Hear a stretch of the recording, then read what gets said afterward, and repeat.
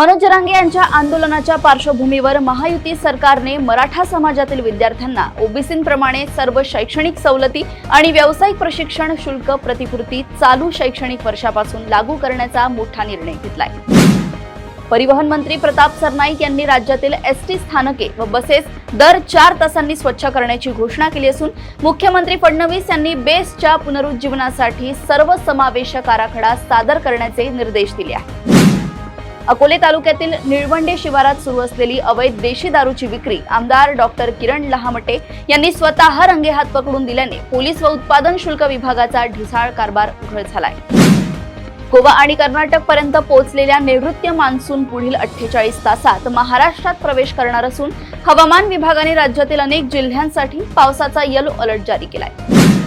तुळजाभवानी मंदिराच्या महाद्वारासमोरील व्यापाऱ्यांच्या अतिक्रमणामुळे भाविकांची होणारी इजा रोखण्यासाठी नगरपालिकेने मोहीम हाती घेतली होती। मात्र आंदोलनानंतर व्यापाऱ्यांना तात्पुरती 1 फूट जागा वापरण्याची परवानगी देण्यात आली आहे।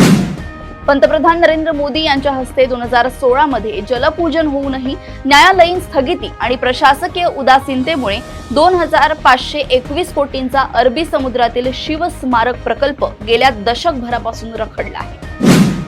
राज्यातील नीट परीक्षा पूर्णपणे पारदर्शक आणि तणाव रहित वातावरणात पार पाडण्यासाठी मुख्यमंत्री देवेंद्र फडणवीस यांनी पुणे आणि लातूर केंद्रांवर विशेष दक्षता घेण्याचे आदेश दिले आहेत। पुण्याच्या खांदवे नगर परिसरातील एका इमारतीत नवीन LPG सिलेंडर जोडताना झालेल्या गॅस गळती व स्फोटात गीते कुटुंबातील आई वडील आणि मुलाचा उपचारादरम्यान दुर्दैवी मृत्यू झालाय।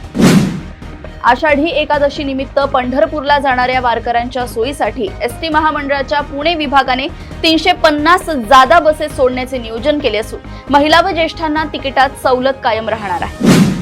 फुगेवाडी आणि हडपसर येथील विषारी दारू बळींनंतर राज्य उत्पादन शुल्क विभागाने पुणे विभागात विशेष मोहीम राबवून 142 गुन्हे दाखल करत 116 आरोपींना अटक केली आहे। प्रदेशातील अशाच टॉप 10 बातम्या मी ऐश्वर्या आपल्यापर्यंत घेऊन येत राहील। तोपर्यंत बघत रहा देशोन्नती। नमस्कार।